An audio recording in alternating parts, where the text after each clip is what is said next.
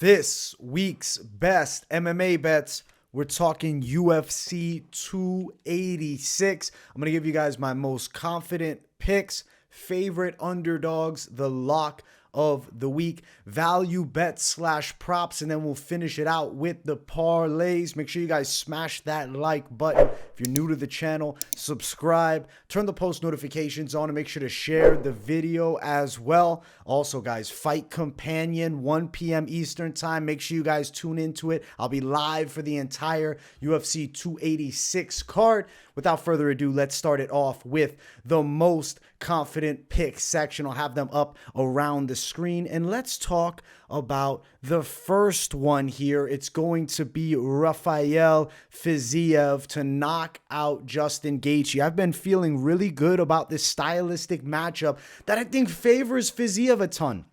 Gaethje is a fighter who needs to absorb damage to have his best successes. Fiziev is a top-of-the-line technical kickboxer who has transitioned into MMA and built his name now in the UFC and seems like a potential next-up contender. I could see a Fiziev with a win here in a super high-profile fight, maybe even a title shot depending on the Dariush and Oliveira fight. So Fiziev, to me, is going to be a very high-confidence pick. Minus 220 money line, and it's a knockout prop at plus 140. I don't think this fight goes the distance. I see somebody going out, and I think that somebody's going to be Justin Gaethje. I do think Fiziev has the power to sleep him. I expect an excellent brawl. I feel like Gaethje is going to be hit with so many shots in this fight. He's taken a ton of damage throughout his career. Even if you look at the early wins, like a Michael Johnson, when he had to absorb a ton of punishment in that fight to then overcome it and get a W. Can you really do that with somebody who's as dangerous as Fiziev? I'm going to say no. I'm going to say it's a bad stylistic matchup for Gaethje. It's one where his striking skills are put to the ultimate test and he fails it. Fiziev by knockout. He's that guy on the feet. And if Fiziev wins, I could see the UFC doing a Fiziev-Poirier fight. I could see the Fiziev versus Conor McGregor fight, even if McGregor's able to get past Michael Chandler. A win here for Fiziev is going to change his life. He goes from notable up-and-coming contender to the scariest striker at 155 that definitely hasn't challenged for a belt yet. So big things on the horizon. I think Gaethje's going out here. I don't think he's the same Gaethje either. He's taken some losses. He's been hit with some big shots. And I'm going to predict Fiziev gets the job done. Knockout. The money line, though, at minus 220, definitely not a bad idea either. Let's keep running. Let's talk about the next one. It's Gunnar Nelson. He really should win against Bryan Barberena. It's the worst stylistic matchup for Bryan Barberena. He struggles with fighters who have good grappling skills and especially submissions. Gunnar Nelson, the Takashi Sato comeback fight was lackluster. I agree. I was not overly impressed, but he controlled the hell out of that fight and landed takedowns. Now, back in the mix, I expect a better version of Gunnar Nelson. He's a huge favorite. He's minus 400. I'd love to see this tag closer, but the stylistic matchup is all Gunnar Nelson. Win by submission, plus 115 for Gunnar Nelson. Second round sub, this is a very Mystic Mac call, is plus 650. Gunnar Nelson submits Bryan Barberena. I'm going to call it as a rear naked choke. That's a real Mystic Mac call in second round if you're going crazy for it. But that sub prop at plus 115, especially seeing the money line at minus 400, not a bad play at all. Then we keep going to Juliana Miller. She, to me, is a very high confident pick. Minus 430. Yes, it's a hideous money line, but she's fighting Veronica Hardy, who's not a full-time fighter, has taken 3 years off, retired from the sport after losing to Bia Malecki, who was only 1-0. She's freakishly tall, Bia Malecki, but I think we can all agree Juliana Miller is a better overall fighter than a Bia Malecki. This is going to be a real difficult test because Miller shines on the floor where Veronica Hardy also is notable as with her grappling.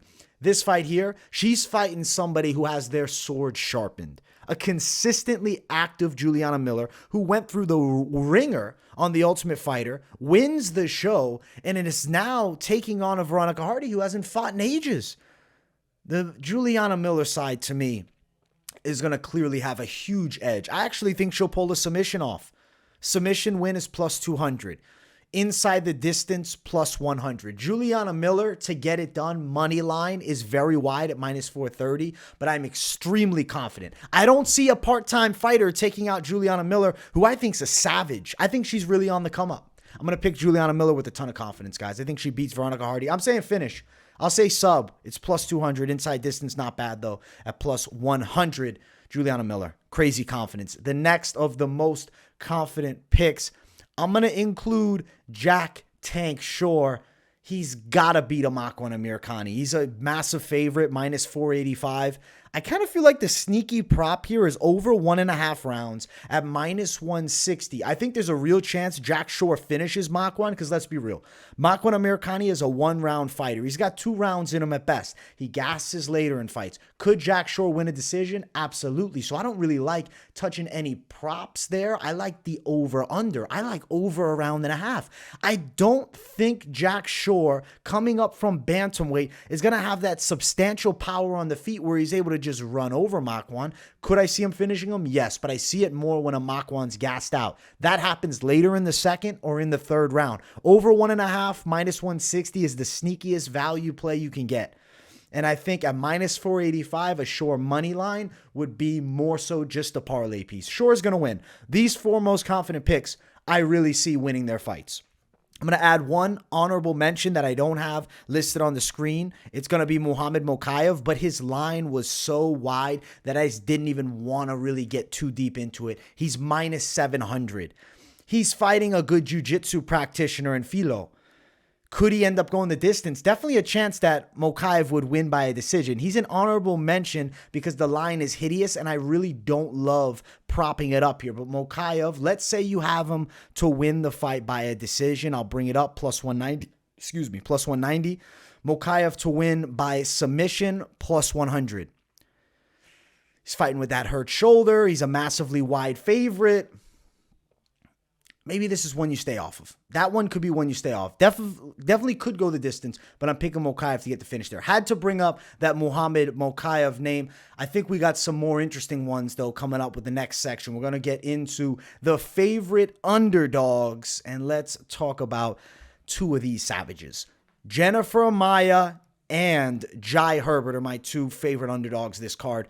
Plus 150 for the Jennifer Maya side. Jai Herbert, plus 165. You can see I have no prop bet for Jai Herbert. I think you just moneyline it. I see him winning this fight against Ludovic Klein. He's the longer striker, and I do feel like in the grappling, he might even surprise some people. He's the naturally bigger guy than Ludovic Klein. So I'm picking Jai Herbert with a fair amount of confidence. I think he can pull this one out, but I would just touch the money line as opposed to trying to snipe out a prop. But when you look at Jennifer Maya, now we get interesting here because it's plus 150. That's a great money line tag. But the over 2.5 rounds at minus 280 is a great parlay addition. And decision win for Jennifer Maya is also plus 210. I really think that thing's going long. So that over, expect to hear it again as we're talking parlays. The win for Maya money line plus 150 is pretty likely. But I don't see her finishing Casey O'Neill. She's probably winning. She's winning a decision. Plus 210 decision prop, I feel pretty good about too. Jennifer Maya, dog. Jai Herbert, dog. I think these are 2 tremendous underdogs that are going to lead us into the lock of the week. From Gloucester, England, Christian Leroy Duncan! Christian Leroy Duncan to beat Duško Todorovic. I feel like he's getting the KO here. This is the prospect on the come up. Tremendous striking skill set. I don't think he's a novice on the ground at all either. He's very long. Duško, in my opinion, hittable on the feet. Doesn't have the wrestling game where I'm like, okay, maybe he could grind out a decision. I don't see that from him. Could he land a takedown? Maybe. I don't see him threatening with ground and pound either on Leroy Duncan. I see this as the Christian Leroy Duncan showcase fight. And I think he's going to make a stamp right on this win. A statement, I should say, rather than a stamp. He's going to put a stamp on it with the W, but he's going to make a statement with this performance here. Minus 200 money line, 2-1. He deserves that tag. He's a very good prospect. Looking at the KO prop, plus 125. This is a guy with a wide array of striking tools. There's been knockout losses before for Duško. Could he take a beating and go the distance? Maybe, but probably getting finished. Minus 200 money line is the best way to go, but I don't hate the KO prop at plus 125 either. Christian Leroy Duncan is my lock this week. Dushko Todorovic, also a guy that I fade because I feel like he's, overrated. The Michel Pereira win from outside the UFC is his biggest W. And that's a guy who fights at a lower weight class, and that was some years ago now. In the UFC, I haven't been impressed by Todorovic. On the opposite side, Leroy Duncan, he's the prospect to watch. I see him getting the win. Cage Warriors champ, too. High accolades outside of the UFC. Leroy Duncan, I'm calling it. Knockout win, but money line at minus 200. Not a bad play either. That is the lock of the week. Let's jump now to the value bets / props section. And let me bring up these bad boys on the screen. Let me pull this shit up here. All right. Let's get this thing. Let's actually go to fight odds here. All right. So the first on the value bet side that I want to bring up is Duncan, not Christian Leroy Duncan, rather just Chris Duncan. You know, similar names. We got two Duncans on the card. I think they're both getting the win. This Duncan, about minus 102 best value. It's an even money play. So the value bet would be Duncan money line. But I'm telling you guys, it's going the under 2.5, minus 185. I think that's a pretty fucking good idea. Also, Duncan to get the win by a KO, another thing that I'm feeling here. That sits at plus 210. I like the under. I like the knockout. I like the money line less, but I do think it's not a terrible idea. But I feel like Duncan's finishing Morales. Under 2.5 rounds, though, is really calling my name at minus 185 because I see a finish. The way that Duncan fights, he comes to scrap and he'll take shots to land them. Morales, I question the chin at this point. I could see him getting flatlined. So we're going Duncan to win by KO. Under 2.5, a great idea. Money lines, not bad either for value. And then that knockout prop at plus 210. Let's keep running, though, because the next one is very interesting.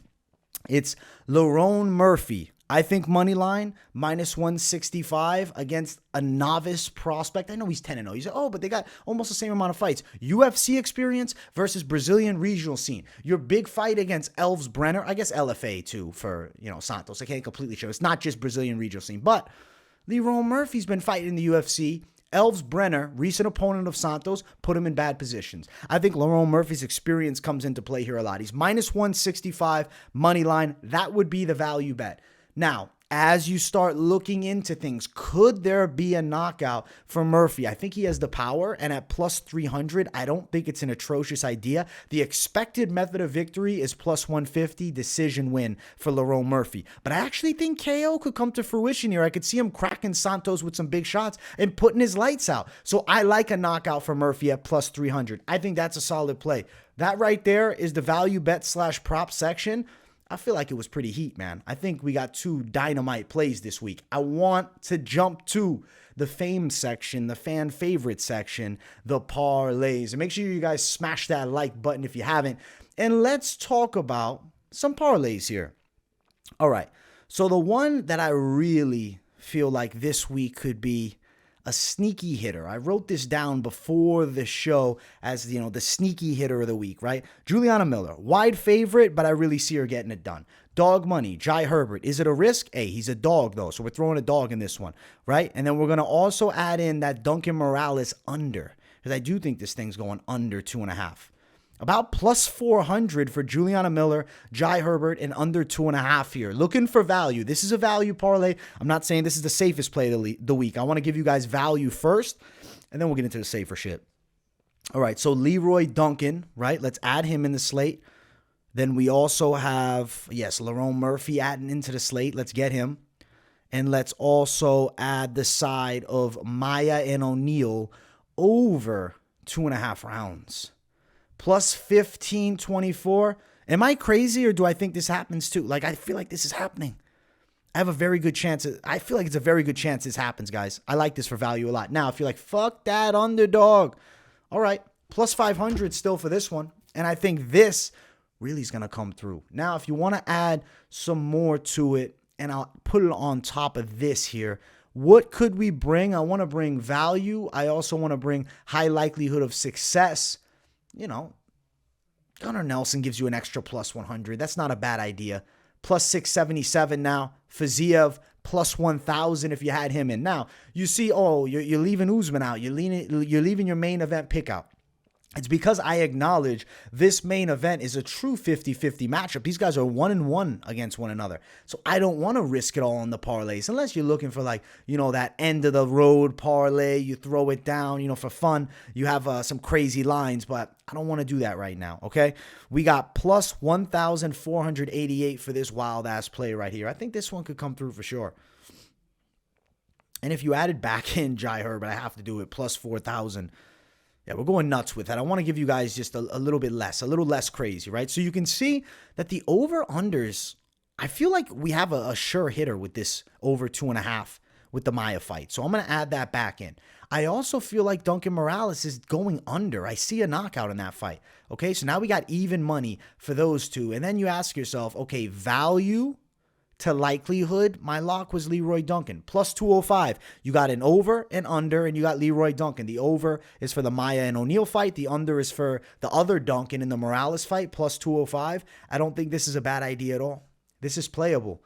If you want to add the dog money in and just go heavy for the value, plus 718, I do think this could happen. If you're like, yo, give me the safe side, a Juliana Miller, you're at plus 280. It didn't do a ton, but it gives you a little something. Plus 389 now if we start going crazier. I'm going to keep going nuts. I want to make like a badass savage play. Jack Tank Shore, Leroy Duncan, Juliana Miller, Gunnar Nelson, Jack Shore, and then the over and the unders there. I think there's a good shot that happens. I think there's a real shot. Fiziev also added into the slate, plus 755. I like this one.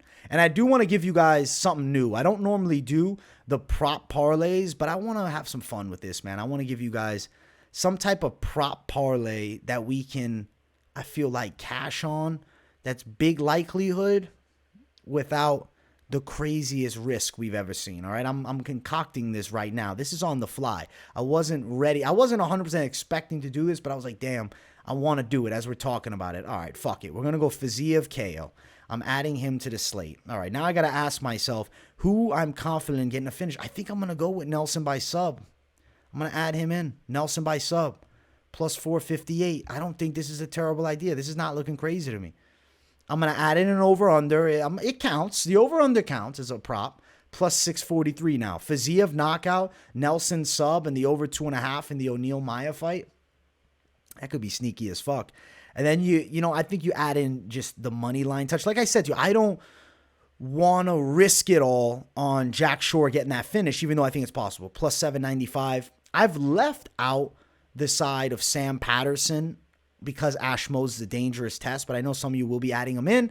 I've never been high on Sam Patterson. I'm picking him to win, but I've never been high on him. I want to let you guys know that right now, especially this betting show, especially if you haven't been listening to the other shows, and this is the only thing you're listening to. I got to tell you, Sam Patterson's my pick, but be careful with him. Be very careful with him. I'm not fully sold on him as a prospect just yet. Now, Jake Hadley should beat Malcolm Gordon. He's a guy you could add in, but I don't include him in this most confident pick section because, Malcolm Gordon is a game motherfucker. He gave Mokaev a tough test, and I'm iffy on Hadley right now. Yes, he should get it done. This is a crazy-ass play. I'm not recommending you guys do this, but I'm trying to throw crazy ideas. And the last two, sure, Hadley, I would say Hadley is more of a variety play as opposed to being like, yeah, go down and play. Maybe you add Hadley into a couple of them, but be diverse, be intelligent, be smart about your parlays, guys. I hope you guys enjoyed the parlay section and another tremendous episode of this week's Best MMA Bets. Last week, I'm very annoyed.